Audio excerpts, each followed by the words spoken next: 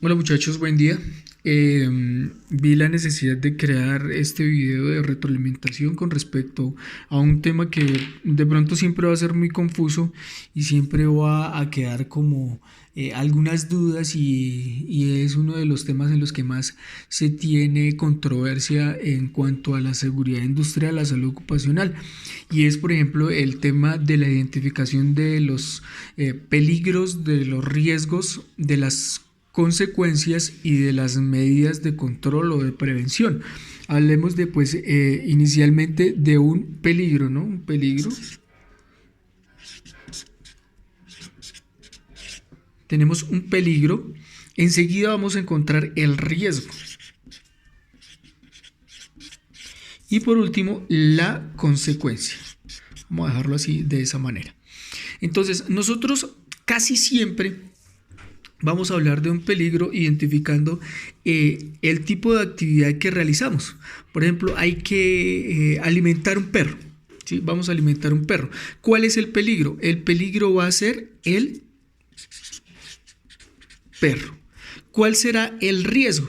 Pues el riesgo es el interactuar con ese peligro. En este caso, por ejemplo, sería el alimentarlo.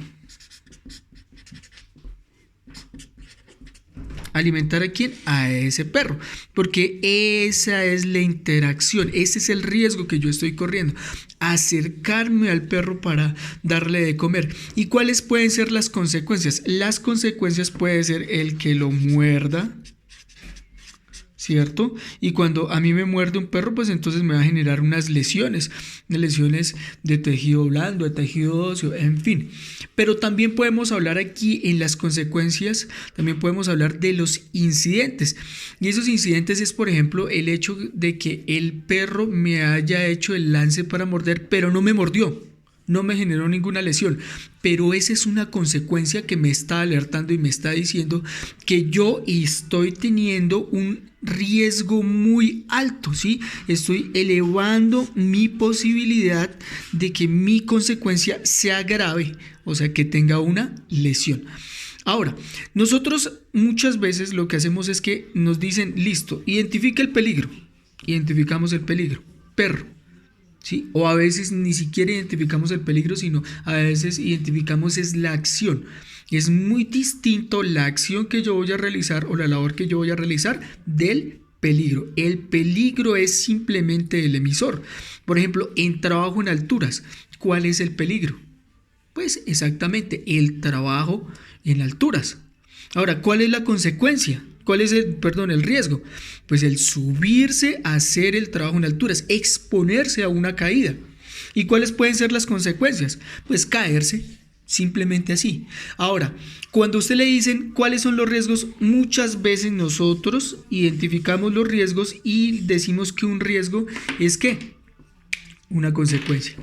¿Sí? Y ahí estamos cerrando, porque le dicen riesgo, entonces que el perro me muerda, que el perro me, me ladre, que por ejemplo si usted está cocinando algo que yo me queme, no, hay que comenzar desde ahí, sí, desde la consecuencia. Yo les digo, pues comiencen desde la consecuencia, es una buena manera para identificar cuáles son los riesgos y cuáles son los peligros. ¿Por qué? Porque si usted lo muerde, ¿quién lo va a morder?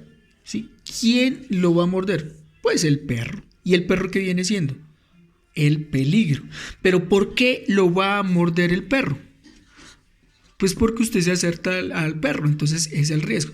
Si yo sé qué me va a pasar, yo puedo identificar cuál es mi riesgo y cuál es mi peligro. ¿Sí? Es importante el tener en cuenta eso. Ahora, las medidas de control, ¿cierto? Las medidas de control. ¿Qué pasa? Que yo a veces coloco solo y únicamente EPP, ¿sí? EPP, pero no soy específico. ¿Cuáles son esos EPP que usted necesita? Porque es que no es lo mismo los EPP, por ejemplo, para un soldador, no es lo mismo los EPP para una persona que pinta, no son los mismos EPP para una persona que, por ejemplo, en este caso, presta servicios médicos, ¿sí? Son totalmente distintos. Es importante que yo aquí sea específico, ¿sí? ¿Qué tipo de EPP son los que yo utilizo?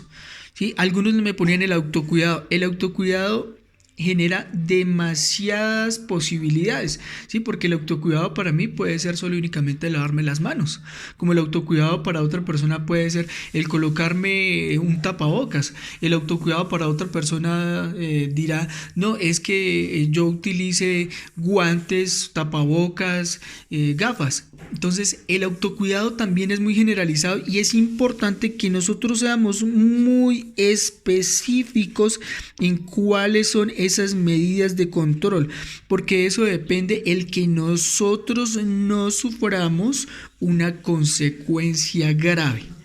¿Sí? Ahora, si usted tiene una consecuencia donde se presentó solo y únicamente un incidente, no hubo lesión, es importante el que yo haga un reporte, ¿cierto? Un reporte.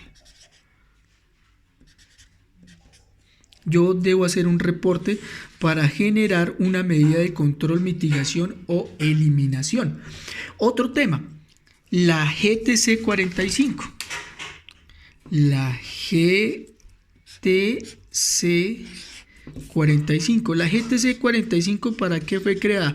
Para hacer una evaluación de los riesgos y los peligros por cada una de las tareas que nosotros realizamos. Y ella nos hace una clasificación de los riesgos. Ojo, si yo hago una clasificación de los riesgos y por ejemplo me dice biomecánico, ¿cierto? Biomecánico. Ahora, no puedo dejar solo y únicamente, no es que el riesgo es biomecánico. ¿Qué tipo de riesgo biomecánico entra en ese conjunto? ¿Sí? Si por ejemplo yo voy a hablar de biomecánico, entonces una mala postura, una mala higiene postural, todo eso, yo debo de especificar cuáles son esos riesgos biomecánicos, más no dejarlos así de esa manera tan abiertos. Entonces, esta parte fue, digamos que es una de las partes que siempre vamos a encontrar mucho más compleja de definir en el sistema de gestión de seguridad y salud en el trabajo, y es importante tenerla clara porque es la base de todo, ¿no? Es lo más importante, la identificación correcta de qué es un riesgo, ¿sí? Que lo confundimos mucho con una consecuencia. La identificación correcta de qué es un peligro. ¿Sí? ¿Qué es el peligro? El peligro es el que genera riesgos, ¿sí? Siempre un peligro va a generarme riesgos. ¿Sí? No genera solo un riesgo, puede generar muchos riesgos. Además pueden haber riesgos asociados. Si yo hablo de trabajo en alturas, podemos tener riesgos asociados como por ejemplo riesgo eléctrico, no solo únicamente el riesgo del trabajo en alturas. ¿Sí? Podemos tener riesgo de, digamos, estarnos expuestos a altas temperaturas, ¿sí? Radiación ionizante sería esa. Y cosas así por el estilo. Ahora, no se queden enfrascados solo únicamente en la GTC 45, ¿sí? Y no solo únicamente los invito a que se encasillen solo en lo que nos dice la GTC 45, sino que nos ampliemos más a lo que nosotros hacemos o lo que vamos a hacer en nuestra empresa. ¿Por qué? Porque es que van a haber muchas cosas y nos van a presentar muchísimos más temas en ese caso. Y pues nosotros no lo vamos a encontrar en una GTC 45 y nosotros tenemos que clasificarlo.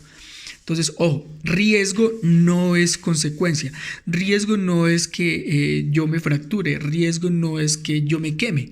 Yo puedo partir de ahí, de esa consecuencia, ¿sí? Y decir, ¿por qué me quemo?